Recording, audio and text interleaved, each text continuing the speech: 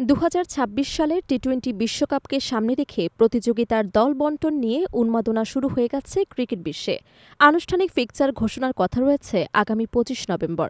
তবে টুর্নামেন্টের নির্ভরযোগ্য সূত্রের বরাতে জানানো হয়েছে বাংলাদেশের গ্রুপটি হতে যাচ্ছে যথেষ্ট চ্যালেঞ্জিং।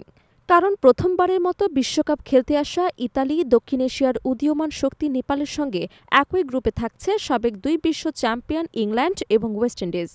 বাংলাদেশের জন্য গ্রুপের শুরুটা যতই সহজ মনে হোক না কেন, শেষ পর্যন্ত গ্রুপের প্রতিটি ম্যাচেই হতে চলেছে অতি গুরুত্বপূর্ণ। কারণ ৫ দলের গ্রুপ থেকে মাত্র ২টি দলই খেলতে পারবে সুপার ৮-এ। ফলে ইতালি ও নেপালের বিপক্ষে জয় নিশ্চিত করার পাশাপাশি লিটন দাস, সাইফ হাসানদের ইংল্যান্ড বা ওয়েস্ট ইন্ডিজ দুটোরই যেকোনো একটিকে হারানোর চ্যালেঞ্জ হতে পারে। বাংলাদেশিদের কাছে ইতালির নামটির আলাদা একটা আবেগ আছে, তা মূলত ফুটবল দলের কারণে। তবে এবার সেই আগ্রহের সঙ্গে যুক্ত হচ্ছে ক্রিকেটের প্রতিদ্বন্দ্বিতা। ইতালির ক্রিকেট দল প্রথমবারের মতো বিশ্বমঞ্চে পা রাখতে যাচ্ছে এবং তাদের বিপক্ষে বাংলাদেশ খেলবে গ্রুপ পর্বেই। অন্যদিকে নেপালও রয়েছে টাইগারদের সঙ্গে একই গ্রুপে, যে দলটিকে ২০২৪ বিশ্বকাপেও গ্রুপ পর্বে হারিয়ে সুপার ৮ নিশ্চিত করেছিল বাংলাদেশ। কেবল বাংলাদেশের গ্রুপ নয়, ২০২৬ সালের বিশ্বকাপের বাকি গ্রুপগুলোতেও প্রত্যাশা করা হচ্ছে হাড্ডাহাড্ডি লড়াই। স্বাগতিক ভারত ও শ্রীলঙ্কা নিজেদের মাঠে খেলবে বলে তাদের গ্রুপ নিয়ে আগ্রহ বেশি। ভারতের গ্রুপে রয়েছে চিরপ্রতিদ্বন্দ্বী পাকিস্তান।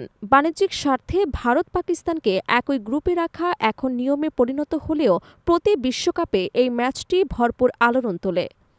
তাদের সঙ্গে থাকছে তুলনামূলক সহজ প্রতিপক্ষ নেদারল্যান্ডস, নামিবিয়া ও যুক্তরাষ্ট্র। স্বাগতিক হিসেবে ভারত বরাবরই হট ফেভারিট, বিশেষ করে ২০২৪ বিশ্বকাপে দক্ষিণ আফ্রিকাকে হারিয়ে শিরোপা জেতার পর। অন্য স্বাগতিক শ্রীলঙ্কার গ্রুপটি শক্ত প্রতিদ্বন্দ্বীদের সমন্বয়ে গঠিত হচ্ছে বলে ধারণা করা হচ্ছে।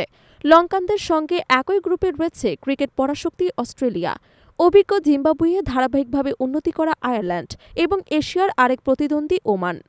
অস্ট্রেলিয়া বরাবরের মতোই ফেভারিটদের একটি, কিন্তু বাকি ৩ দলও শ্রীলঙ্কাকে চাপে রাখার সামর্থ্য রাখে।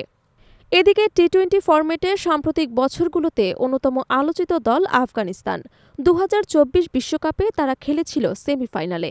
এবার তাদের গ্রুপে থাকছে দক্ষিণ আফ্রিকা, নিউজিল্যান্ড, সংযুক্ত আরব আমিরাত এবং সর্বশেষ কানাডা। পাকিস্তান এবারও চমক দেখাতে পারে বলে ধারণা বিশ্লেষকদের। ২০২৬ টি-২০ বিশ্বকাপের আসর বসবে ভারত ও শ্রীলঙ্কায়। ফেব্রুয়ারি-মার্চ মাস জুড়ে চলবে টুর্নামেন্ট। উদ্বোধনী ম্যাচ মাঠে গড়াবে ৭ ফেব্রুয়ারি, আর ফাইনাল অনুষ্ঠিত হবে ৮ মার্চ।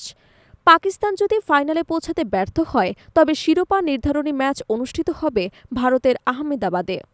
অন্যথায় শ্রীলঙ্কা হবে বিকল্প ভেন্যু। টাইগাররা ইতালি, নেপালের বিপক্ষে জয়ের লক্ষ্য ঠিক করলেও ইংল্যান্ড ও ওয়েস্ট ইন্ডিজের বিরুদ্ধে ম্যাচ দুটোই হতে যাচ্ছে গ্রুপ পর্বের সবচেয়ে বড় পরীক্ষা।